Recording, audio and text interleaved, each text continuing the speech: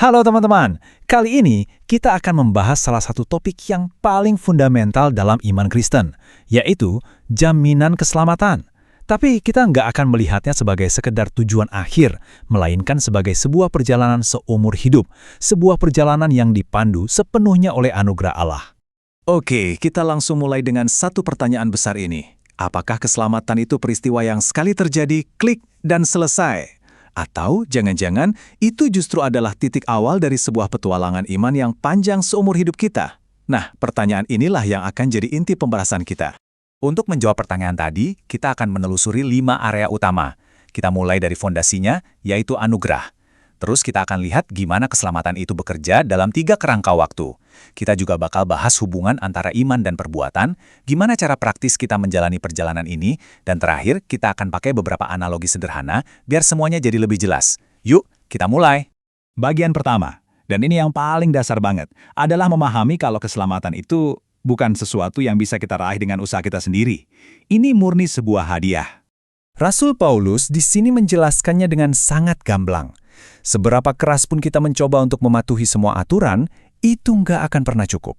Jadi, fondasi keselamatan kita bukanlah perbuatan baik kita, melainkan karya Kristus yang sempurna yang kita terima hanya melalui iman. Inilah titik awal dari perjalanan kita semua. Nah, sekarang kita masuk ke inti gagasannya, bahwa keselamatan itu bukan kejadian sesaat. Justru Alkitab menggambarkannya sebagai sebuah proses yang terus berjalan, yang punya dimensi masa lalu, masa kini, dan juga masa depan. Oke, ini bagian yang menarik banget menurut saya. Kalau kita intip bahasa aslinya, kata Yunani untuk menyelamatkan, yaitu zozo, itu dipakai di Alkitab dengan beberapa bentuk waktu yang berbeda-beda. Ini bukan kebetulan loh, ini menunjukkan bahwa para penulis Alkitab memang memahami keselamatan sebagai sesuatu yang dinamis dan berlangsung seumur hidup. Dan slide ini dengan cerdas mengilustrasikan ketiga dimensi waktu itu. Di masa lalu, saat kita pertama kali percaya, kita telah diselamatkan dari hukuman dosa. Ini yang memberi kita jaminan dan rasa aman. Terus, di masa kini, kita ini sedang dalam proses diselamatkan dari kuasa dosa. Ini adalah proses pengudusan yang memberi kita tujuan dan kekuatan setiap harinya. Dan di masa depan, kita akan diselamatkan dari hadirat dosa itu sendiri saat Kristus datang lagi. Ini yang memberi kita pengharapan yang pasti. Jadi ini benar-benar sebuah paket yang lengkap. Nah, kalau keselamatan itu murni anugerah, terus apa gunanya perbuatan baik? Apa kita cukup percaya saja, lalu nggak perlu ngapa-ngapain? Bagian ini akan menjawab pertanyaan yang sangat krusial itu. Kalau dibaca sekilas, ayat dari Paulus dan Yakobus ini kelihatannya bertentangan ya. Satu bilang cukup iman, yang satu lagi bilang perlu perbuatan. Tapi sebetulnya, mereka ini sedang melihat dua sisi dari koin yang sama. Paulus berbicara tentang akar keselamatan, yaitu iman, sementara Yakobus berbicara tentang buah dari keselamatan itu, yaitu perbuatan baik. Jadi, iman yang sejati itu sudah pasti akan menghasilkan buah. Yesus sendiri yang menegaskan hal ini. Dalam perumpamaan domba dan kambing, penghakiman terakhir itu didasarkan pada perbuatan kasih. Bukan karena perbuatan itu bisa membeli keselamatan, ya, tapi karena perbuatan kasih itu adalah bukti otentik dari iman yang benar-benar hidup di dalam hati seseorang. Jadi, gimana caranya kita secara praktis menjalani perjalanan keselamatan ini? Ini bukan perjalanan yang kita lakukan sendirian loh, tapi di dalam sebuah komunitas iman. Ada sarana-sarana anugerah yang sudah ditetapkan. Contohnya baptisan. Ini bukan sekedar ritual, tapi sebuah tanda lahiriah dari karya Allah yang mengubah kita dari dalam. Begitu juga dengan perjamuan kudus.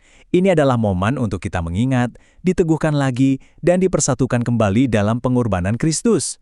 Keduanya adalah penanda-penanda penting dalam perjalanan kita. Jadi, poin kuncinya adalah ini. Keselamatan itu sebuah kolaborasi ilahi. Ayat dari Filipi ini menggambarkannya dengan sempurna. Anugerah Allah itu tidak membuat kita jadi penonton yang pasif. Justru sebaliknya, anugerahnya memberdayakan kita untuk mengerjakan keselamatan kita. Maksudnya, bukan kita bekerja untuk dapat keselamatan ya, tapi kita bekerja karena kita sudah diselamatkan. Ini adalah respons aktif kita, iman, ketaatan, pertumbuhan rohani, yang semuanya dimungkinkan karena kita tahu Allah sendirilah yang sedang bekerja di dalam diri kita. Konsep teologis ini mungkin kedengarannya agak abstrak ya. Nah, karena itu, mari kita lihat beberapa analogi sederhana yang bisa membantu kita memahaminya dengan lebih konkret. Analogi pertama, kucing dan uang. Kalau seekor kucing disuruh milih antara ikan asin sama segepok uang, dia pasti akan pilih ikan asin. Kenapa? Karena dia nggak ngerti nilai uang itu. Nah, sama seperti kita, akal manusia itu terbatas dan nggak akan pernah bisa memahami sepenuhnya cara kerja dan kebijaksanaan Allah. Imanlah yang memungkinkan kita untuk menerima anugerah keselamatan meskipun kita nggak sepenuhnya paham secara logika. Selanjutnya, bayangkan ada sarang tawon yang rusak. Siapa yang bisa memperbaikinya? Ya, cuma tawon itu sendiri kan? Demikian pula, hubungan manusia dengan Allah yang dirusak oleh dosa, itu nggak bisa diperbaiki oleh usaha manusia. Hanya Allah sendiri, yang datang dalam wujud Yesus Kristus, yang bisa memperbaikinya. Ini menegaskan kalau keselamatan itu murni pekerjaan ilahi, bukan pencapaian manusia. Analogi terakhir adalah tentang baju putih.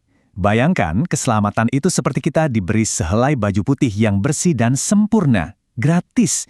Kita nggak membuatnya, kita cuma menerimanya. Tapi setelah menerimanya, tugas kita adalah menjaganya supaya tepat bersih. Ini gambaran yang indah tentang hidup kita. Menerima anugerah keselamatan, lalu menjalaninya dengan setia. Dan ayat dari Galatia ini merangkum semuanya dengan begitu kuat. Pada akhirnya, yang terpenting bukanlah ritual atau aturan, melainkan iman. Tapi bukan sembarang iman. Iman yang sejati, yang benar-benar hidup, adalah iman yang bekerja dan mengekspresikan dirinya melalui kasih. Jadi inilah ringkasan dari perjalanan keselamatan kita. Semuanya dimulai dari anugerah Allah yang murni. Kita merespons dan menerimanya lewat iman. Iman itu kemudian terbukti nyata lewat perbuatan kasih. Dan semua ini bukan peristiwa sesaat, melainkan sebuah proses yang kita jalani seumur hidup kita. Sebagai penutup, saya ingin meninggalkan Anda dengan sebuah pertanyaan untuk direnungkan. Bukan lagi sebagai konsep teologis, tapi sebagai realitas pribadi. Bagaimana Anda melihat anugerah Allah yang sedang bekerja di masa kini dalam perjalanan hidup Anda hari ini? Terima kasih sudah menyimak.